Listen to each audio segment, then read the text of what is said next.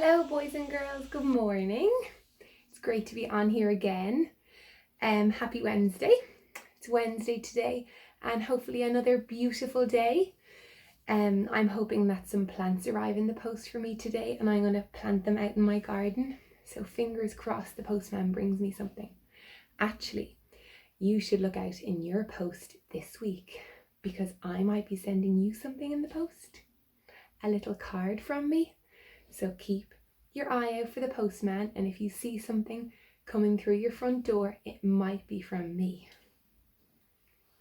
Today our story is Mr. Strong, and I know in our class we have lots of strong children that like to build things, build with our big blocks, our wooden blocks and our big plastic blocks.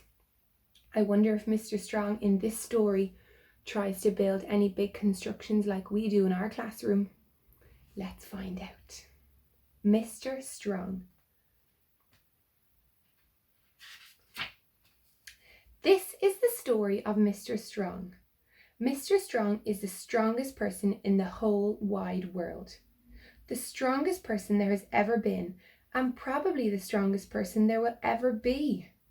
He is so strong, he can not only bend an iron bar with his bare hands, he can tie knots in it.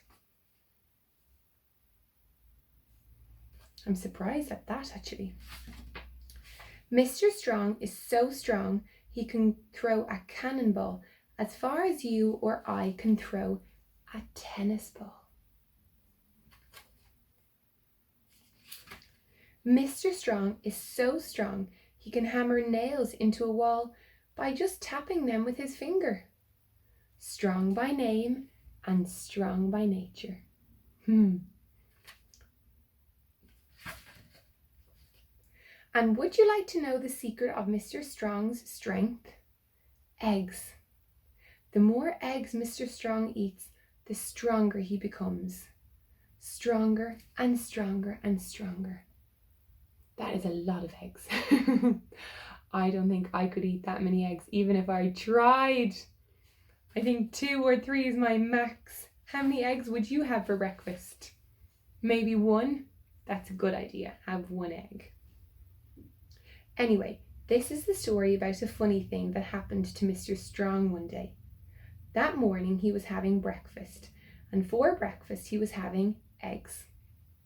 Followed by eggs, and to finish, he was having, guess what? That's right, more eggs. That was Mr. Strong's normal breakfast. Wow, can you count how many eggs are there? I'll leave it there for a second. Well done! Excellent! After his eggy breakfast, Mr. Strong cleaned his teeth. And as usual, he squeezed all of the toothpaste out of the tube. And as usual, he cleaned his teeth so hard that he broke his toothbrush. Mr. Strong gets through a lot of toothpaste and a lot of toothbrushes.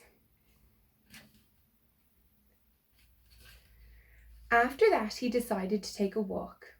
He put on his hat and opened the front door of his house. Crash! It fell off. What a beautiful day, he thought to himself, and stepping outside his house, he shut his front door. Bang! And the door fell off the hinges. Mr. Strong gets through a lot of front doors.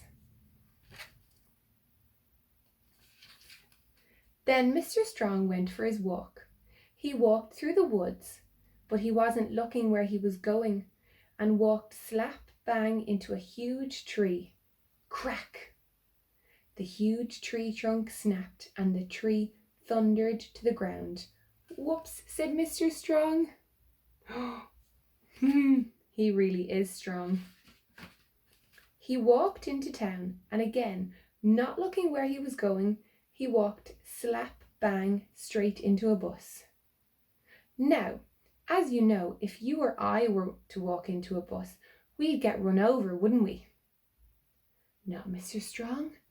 The bus stopped as if it had run into a brick wall. Whoops, said Mr. Strong. Look at the front of it. It's all bent.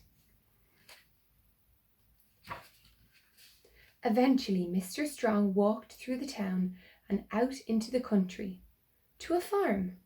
The farmer met him in the road, looking very worried. "What's the matter?" asked Mr. Strong. "It's my cornfield," replied the farmer. "It's on fire and I can't put it out." Mr. Strong looked over the hedge, and sure enough, the cornfield was blazing fearlessly. "Water," said Mr. Strong. "We must get water to put out the fire." "But I don't have enough water to put a whole field out," cried the worried farmer. "And the nearest water is down at the river and I don't have a pump." I've read this story before and I know what he does. You will not believe it. "Then we'll have to find something to carry the water," replied Mr. Strong. "Is that your barn?" he asked the farmer, pointing to a barn in another field. "Yes, I was going to put my corn in it," said the farmer.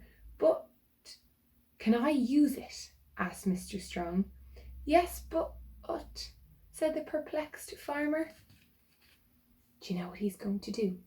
He's going to turn the shed upside down and use it like a bucket.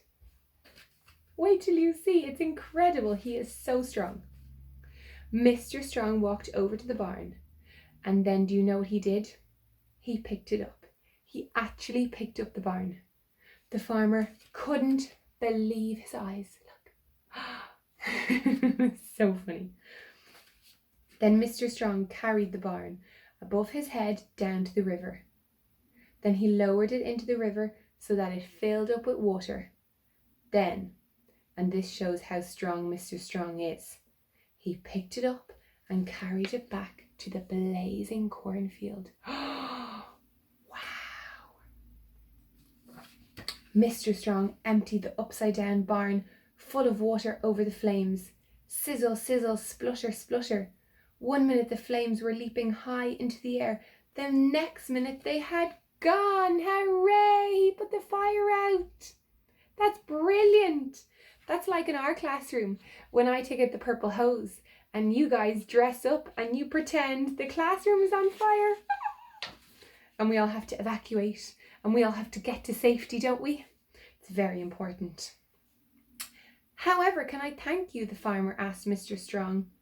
"Oh, it was nothing," remarked Mr. Strong modestly. "But I must find some way to reward you," said the farmer. "Well," said Mr. Strong, "you're a farmer, so you must keep chickens." "Yes, lots," said the farmer. "And chickens lay eggs," went on Mr. Strong, "and I rather like eggs." "Then you shall have as many eggs as you can carry," said the farmer, and took Mr. Strong over to the farmyard. Imagine the amount of eggs that he can carry. Mr. Strong said goodbye to the farmer and thanked him for the eggs, and the farmer thanked him for helping him. Then Mr. Strong, just using one finger, picked up the eggs and went home. That was very nice of the farmer. They did one kind thing for each other.